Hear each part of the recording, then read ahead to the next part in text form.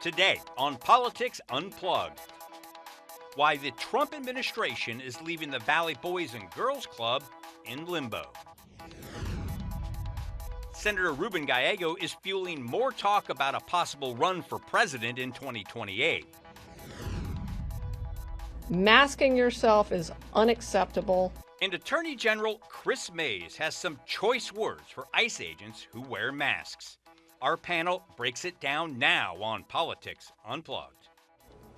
Good evening. I'm political editor Dennis Welch, and this is Politics Unplugged. The Trump administration has frozen $118 million for Arizona schools, including more than $1 million for the Boys and Girls Club. So what will that funding loss mean for their programs? Here to talk about that is Marcia Mintz, the president and CEO of the Boys and Girls Club here in Arizona. Thank you very much for stopping by here. Before we get into all of this stuff, explain the programs that your organization funds and delivers for these kids, and how many kids could this affect? Sure. So we have 32 clubs across the state, but the programs that are specifically at risk now are part of the 21st Century Community Learning Funds, and that is our only federal subsidy program, particularly for youth in high poverty, low income neighborhoods that need special assistance. So currently we have 6 of our sites receive 21st Century funds that are currently frozen, and we have 4 more in the queue for next year. So 6 sites now, 4 in the future. So this money right now, my understanding is your group and a lot of people are kind of in limbo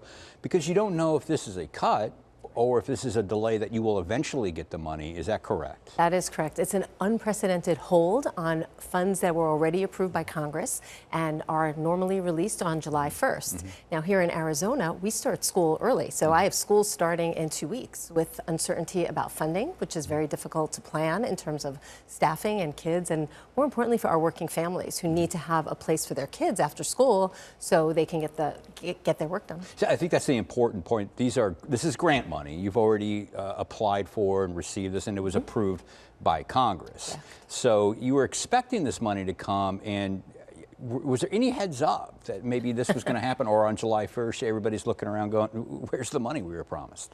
No, there was no heads up. It was really, like I said, unexpected and also unprecedented. In its history, it has never been delayed. And I think part of the confusion is the budget was coming out. So not to confuse this money that was already approved in last year's budget and the funds that were not approved in next year's budget. So we got caught in between, but every school, it's about $24 million for the state of Arizona, and we're about $1.3 million of that $24 million. Now this is part of a larger delay or cut. Again, we don't know what it is yet across the country.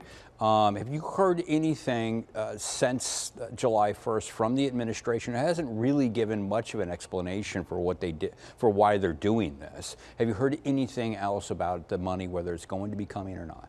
No, we've heard nothing at the federal level. We've reached out to the Arizona Department of Education. They are hopeful the funding will be coming, but they can't tell us anything specific, which makes very difficult planning and uncertainty.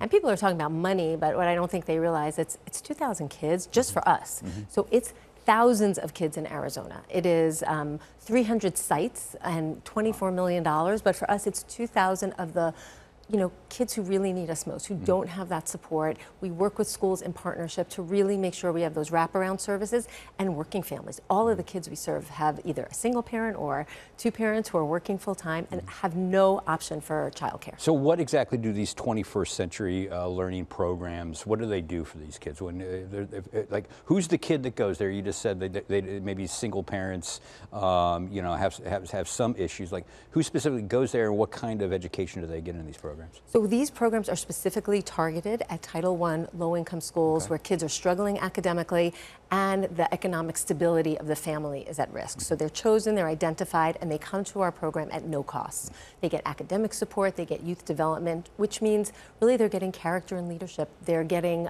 STEM programming, which they may not get in school. They're getting career exploration, opportunities to engage. Learning doesn't just happen in the classroom. You could be doing a cooking class and you have to do measuring. It's a great way to to learn fractions when your kids are really struggling in class. So they get all of that plus a meal at Boys and Girls Club. So it makes the family stable economically, and it helps parents keep their job. So there's summer school programs operating right now. We're a week past that July 1st deadline. Is there any plans at this point now, any discussions about whether or not you're going to have to close or severely cut back on the programs you're delivering right now?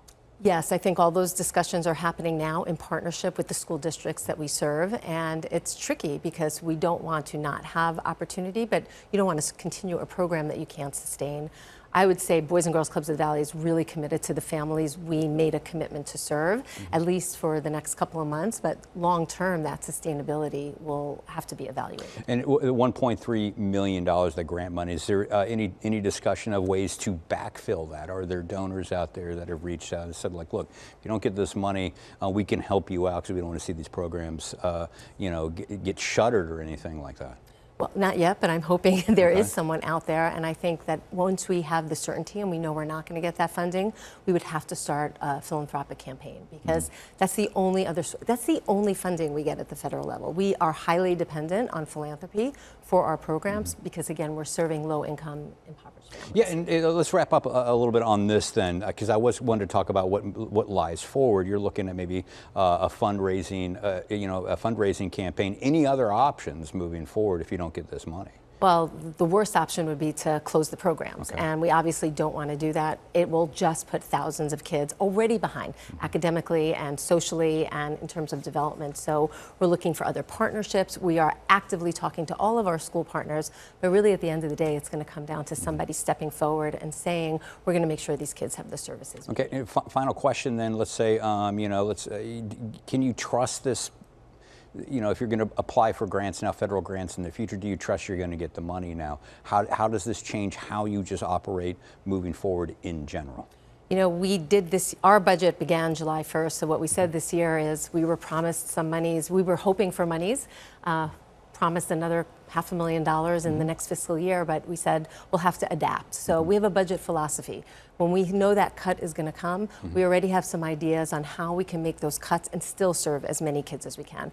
Overall, all our mission is driven by how can we serve more kids, the most efficiently. Yeah, but again, it just seems like you may be a little bit shy moving forward in applying for these grants, given the fact that you didn't see, this money was approved, you guys applied for it, you had the money, you thought it was coming, it didn't come, so maybe moving forward, you look at different ways. Absolutely. We're always looking for different ways to either for earn revenue or for families to help participate in some of the costs, but the reality is the families we're serving, they can't participate in that. I truly believe this community will come together and make sure these programs exist. All right, thank you very much for stopping by. Thanks for having some me. Time today. And still ahead, this is going to ramp up speculation that Ruben Gallego plans to run for president. The senator goes to Iowa when Politics Unplugged continues.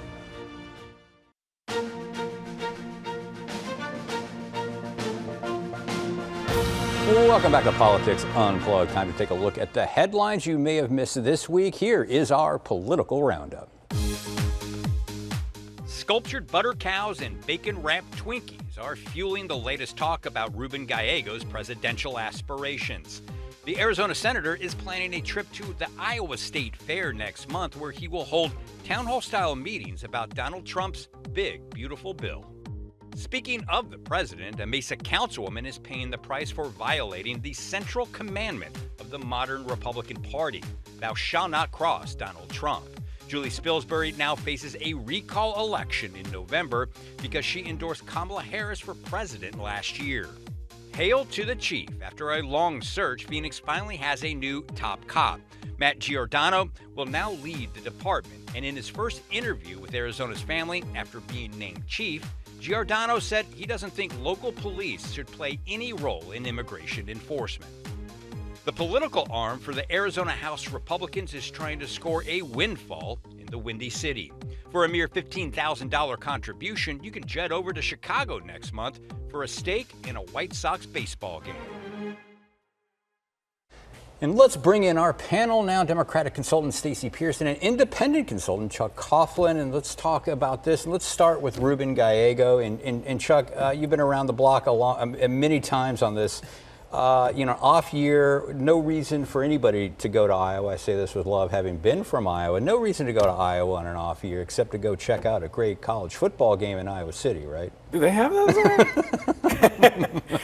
I'm more partial to Ann Arbor. Yeah, but there's Butter Cows. You can go see the Butter Cow, and you can see, the State Fair. But I mean, what he's doing, I don't give him any harsh about this because, the Democratic Party today is a mosh pit of different opinions. Well-oiled machine. And so elevating a voice like Rubin's, who's newly elected, young veteran, he's got sort of Mark Kelly bio around him, and he has differing opinions than most of the party on immigration. So getting him out there, for him to get out there, I think it's healthy for the Democratic Party to do that. Hey, get your take on this real quick. I mean, you have been, critical of Ruben Gallego in the past. I have. Do you think he's got a shot at doing this? So everybody has a shot, right? We are, coming out of November, we were officially demonstrably rudderless. And the Democratic Party should be looking at every elected official who won a statewide in a state that Donald Trump won and figure out what that playbook was. And for Ruben Gallego to be in Iowa, it's good for Arizona. He is communicating to the country that Democrats and border states in particular can hold two thoughts at once. We can be tough on open borders, and we can respect the role immigrants play in our community. I mean, we can hold two thoughts. Yeah, is it good for Arizona? It's great for Arizona. We know we've got a chief executive who can play hardball politics with the best of them, and he can come after some of the people that are perceived as political enemies out there. So is this really good for Arizona? I think it's good for the nature of the immigration discussion because you have to, Arizona is a state that needs an economic system and an immigration system that works. Mexico's our largest trading partner. He knows that, we know that. And so emphasizing those voices beyond our borders is critically important because eventually you have to create rules around immigration. You can't do what is happening of just pick up anybody and say, you're gone, and because I don't like your political opinions. And you have to create some rules around that.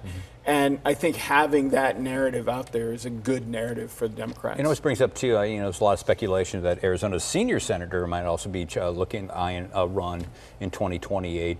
Do you expect that to happen with Mark Kelly, who was on the short list for VP just last year? Let's talk about that. What do you think? Oh, I hope so. I hope everybody gets in. I hope anyone under the age of 90 or even 70 from the Democratic Party gives it a whirl. I mean, we really do have an opportunity to restructure our foundation and talk. I would really like to see someone run who knows how to use an iPhone or maybe send a tweet themselves. I mean, this is really an opportunity for us to start over. Hit reset. You just took me out of the game. Sorry, John. It seems like you're a little fed up with your Democratic Party. I mean, I've been consistent on that. Man, we've got to flip the script. Yeah. So let's talk a little bit about MAGA politics going all the way down now to the local city level. We're seeing a recall election. Julie Spilsbury, she was very popular. She was elected with 65% of the vote.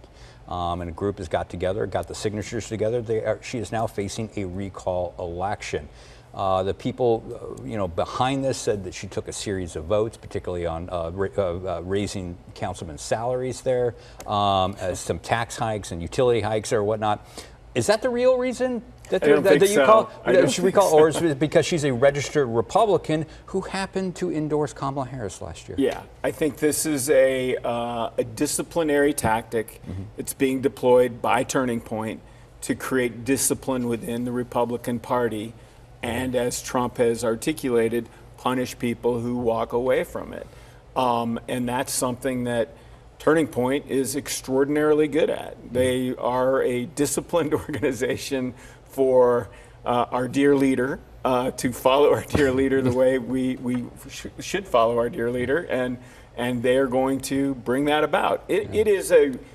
It's not only in Mesa. This is a burgeoning, deeply polarized electorate that has fallen more and more into these partisan lines. So these types of issues they use. I just want to real quick too. I mean, you know, I mentioned in the roundup package. You know, they broke the central commandment of the modern Republican Party. You don't cross Donald Trump. I mean, when you got into politics, it was thou Republicans shall not speak ill of another Republican. It's changed a lot, right? Dennis, that's so passe. That's Ronald Reagan. You know, if you're not saluting the flag, you're out. And so, you know that. Yeah, you have to be in order and in alignment. And you're familiar with Mesa politics. I am. What are the chances that Spilsbury loses this recall election, gets recalled from office? So I think her supporters will rally behind her. She is one of the most earnest, kindest, most compassionate policymakers we have in Arizona. And I'm saying that as a Democrat, and she is a LDS mom in Mesa. I mean, she is who we need to have in office. She understands math, for example. So this is, I think her base is going to rally behind her. And it's going to be low turnout, though. It is. And, you know, the supporters of the president are very dedicated and very passionate themselves, correct? They are. She also, though, is a member of the LDS Church, and those folks stick together. Yeah, and this is the same tool. Go back now. They recalled Russell Pierce. Because the advantage of a recall election for your opponent is you can get a headshot on somebody because you can discipline the other side to only having one candidate. And so they will do that, I presume, and they will get one candidate on the ballot against her. But her larger opportunity is the turnout, because you can turn out everybody in this cycle, and she can reach into those broader constituencies to get. All right, we're going to have to take a quick break right now. But when we come back, the Attorney General weighs in on ICE agents hiding their faces. That's next on Politics Unplugged. And to get more in-depth on the issues, check out the Politics Unplugged podcast. This week, we talk with Paul Bentz about whether a third party can really gain a foothold in American politics. The Politics Unplugged podcast drops every Sunday evening wherever you get podcasts. And welcome back to Politics Unplugged. Attorney General Chris Mays is telling ICE she doesn't want agents to wear masks during their deportation raids here in Arizona. As the top law enforcement officer of the state of Arizona, masking yourself is unacceptable. It's bad law enforcement, and it's just not something we've ever seen before. She says local police have told her it erodes public trust and could lead to people posing as agents. Homeland Security says masks protect agents from threats and harassments like doxing. Let's bring our panel back in here and talk a little bit about that. And let's start with you, Stacey. You are married to a police officer.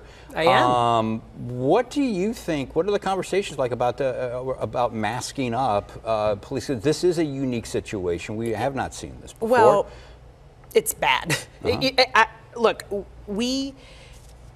the public database of who's employed by ICE already exists. You can check who is an employee. So this argument about doxing is hollow. Their names, their ages, they're already out there. And my husband worked in an undercover squad for half of his career. There was no scenario in which he was allowed to cover his face. And it's not if someone can impersonate a police officer. This just happened in Minnesota, and two lawmakers, or lawmaker and her husband, are dead, and another were injured. This isn't an if this happens, it does happen. And so I think the masking of ICE does erode trust. And again, I'm a cop's wife. I'd prefer no one know who he is and where he is and where we live, but that's not the job he signed up for. And what do you think about the arguments about protecting ICE agents from harassment and whatnot? Do you buy that argument? And if you do, where would it end? Because you could make the argument that judges should be masked, juries should be masked. So I go to the eminent liberal Justice Anton Scalia, when he wrote an opinion about dark money. He goes, it just doesn't have a place in the public square.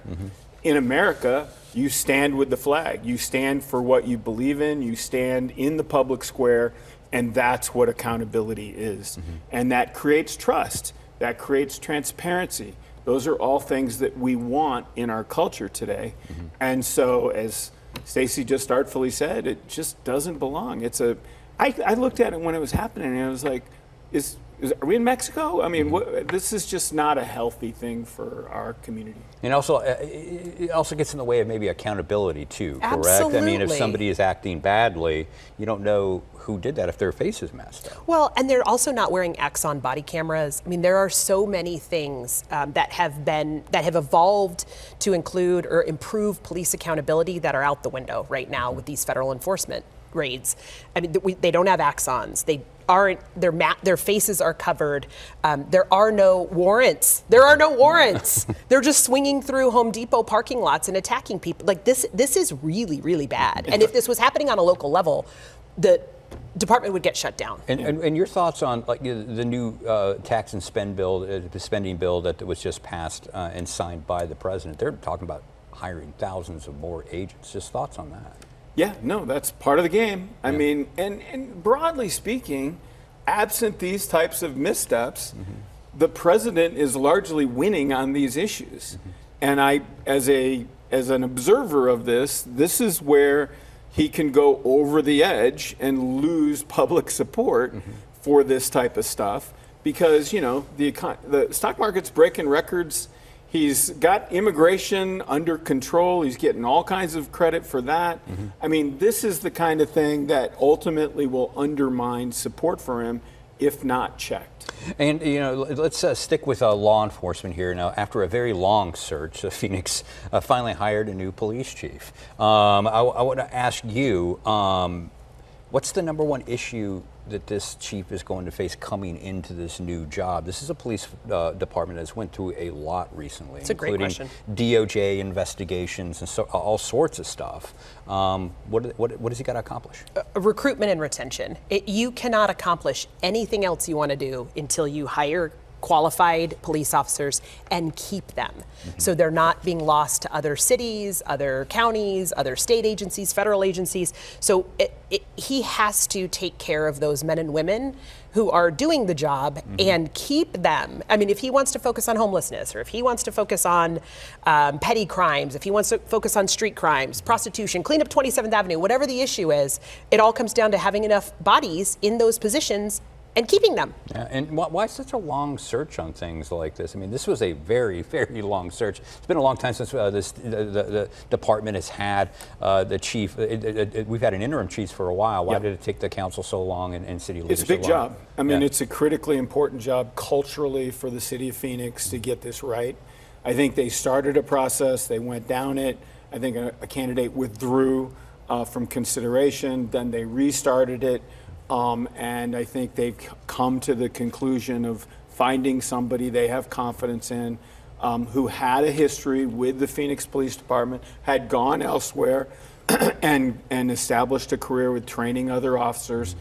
To Stacy's point, I think they found somebody who they have confidence in leading the department. Okay, we got a little less than a minute. I want to end on a somber note here. We did lose political cartoonist Steve Benson this past week. He was 71 years old. I think anybody who has been in Arizona for any amount of time, just part of like the kind of political atmosphere here in Arizona.